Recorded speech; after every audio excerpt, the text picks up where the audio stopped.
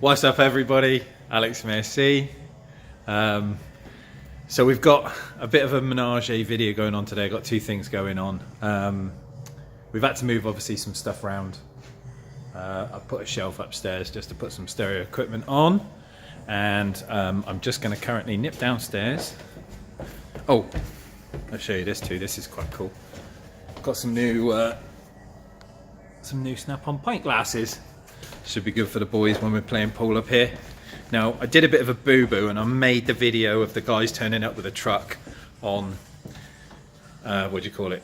Is it profile mode, portfolio mode? Not landscape mode. So you'll have to bear with me on that one because it will change shape, and I'm sure on YouTube it will be a bit of an odd shape. Let's just turn the radio down. So here it is, officially.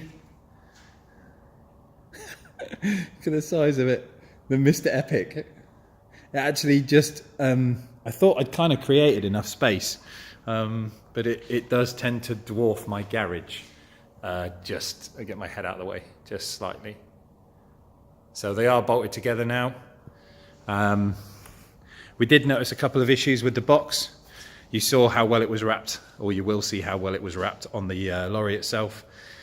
And that damage has not come from transit, so it will be solely down to how it's built. So we have a couple of issues. Obviously the paint on the top drawer here, the trim which is marked, the titanium trim at the bottom here, which is marked down there, and also one thing I did notice, because I learned from last time checking these drawers out, this one drawer here, it's really close to catching that. So Jody's going to go back to the guys and figure out, you know, whether it's a drawer adjustment or whether it's a runner or you know, something or other. But nevertheless, here is the Mopar purple twin Epic. So it is going to have a Mr. Epic logo. So the Mr. Big that comes from Snap-on is like that much to the edge, and then an Epic next to it. But because we've got two Epics, my next purchase, my next badge is going to say Mr. Epic. I thought about that. That's what we're going to do. So now I'm going to spend a day swapping over tools, creating some space. I haven't got the lights for this yet. They've been ordered, so I'm going to put the neons underneath. I'm going to do the tent lights, the ring lights inside, so I've got illumination up in here. But other than that, it is, push all that in. It is pretty purple in here. Look at the size of that. I think I'm just going to have to play Prince songs all afternoon. We swapped the handle over, so we put the handle this side because it was obviously the other, but we backed them up. Just get you so you can see. There you go. So cables and stuff running out of the other one. I'm going to have to do the same to this one, but I'm going to figure out what I'm going to do with it because I don't know where I'm going to put it yet. I might end up looking at it. I'm going to have to measure the rack. I don't even think that's going to fit. I was thinking I could kind of raise up this bar a little bit, you know, like up to there, and then put the toolbox in there, but I still don't think it's going to fit between those poles, because I think the size of it, it's just going to be too big. But geez, what a box. What a box. I'm a happy boy. I am a happy boy.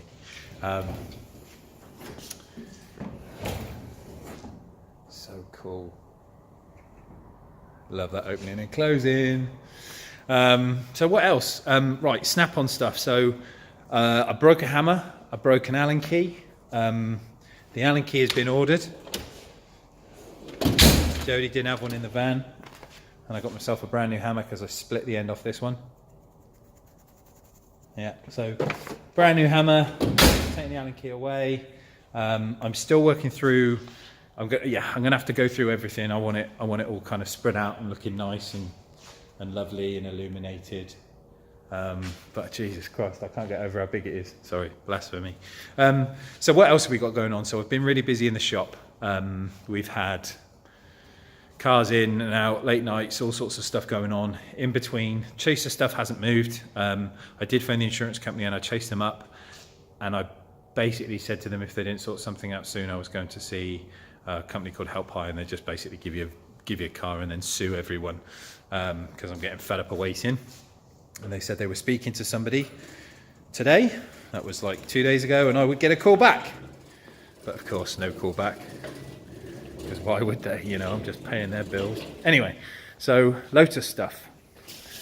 I think we talked before where I was rodding the engine with all the ARP stuff. Well, the ARP stuff is kind of done. There he is there. So all of these are fixed in. I'm just sort of lining up the head gaskets and test fitting them, making sure they're okay. Just take them off a second. Put them to one side.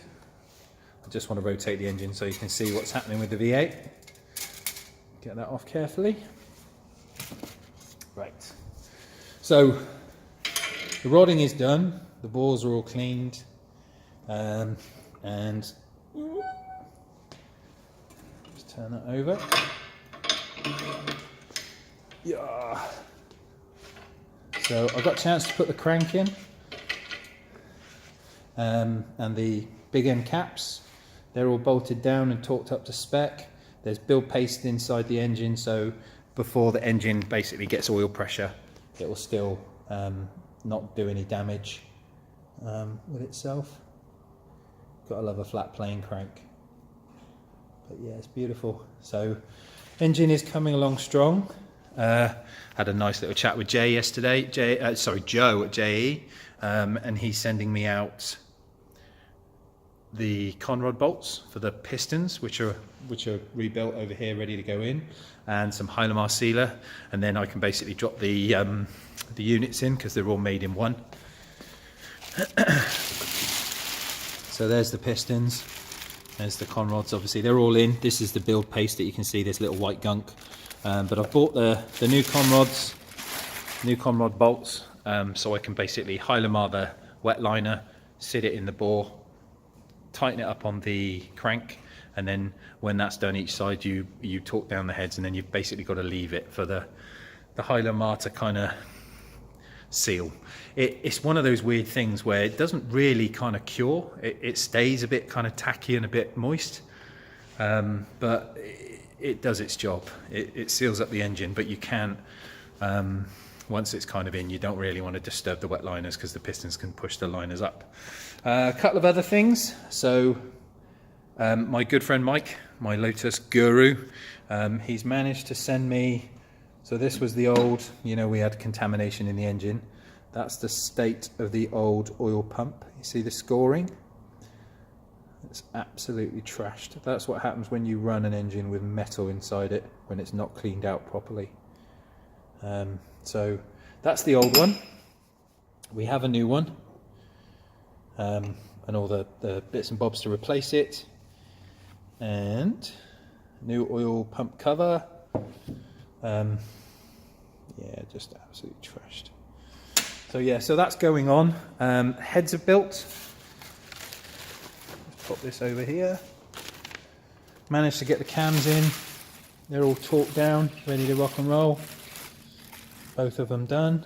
Got the hydraulic lifters in there. The valves are all lapped in, just under there. So kind of like the biggest parts of the engine are kind of getting assembled quite quickly. Obviously I need to move the blocks and stuff like that around.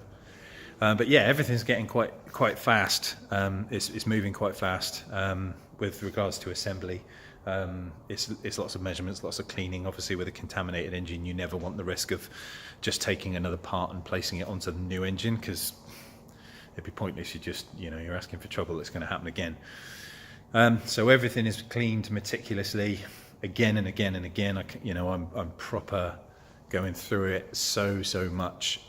Any kind of dirt or whatnot, I'm cleaning again and again and again. So this is the front oil plate. That's just in my cleaning bath and the oil pickup. Just show you that. So yeah, so that's all being cleaned out and getting ready to assemble onto the engine, but it is moving really quickly. So Jay are kind of sending me bits as and when I need them or as and when I order them. And it's gathering pace. So it's kind of cool.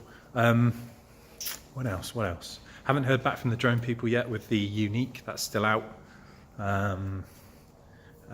Expecting an email soon when they've kind of, they should have received it by now. Maybe done a few test flights. But I think what I'm going to do today for the rest of it is kind of measure up the box and figure out where the hell I'm going to poke it, because I don't want to put it on the walls because it's going to block the sockets. I've got lots of power points around here which I do use quite a lot of for charging. I don't know where I'm going to put it. Anyway, I'm a happy bunny because I've got a big toolbox to play with. What I might do is, once I've got it all kind of set up, I think we should do a Mr. Epic side cam tool tour, because that kind of went down last time. I had lots of views on one of my videos. So we will do a side cam tour because I've got loads of new tools. So we'll run through that. Obviously now the 2 toolboxes, we can go through everything again, covering all the stock tools, how I've laid the box out, this, that and everything else.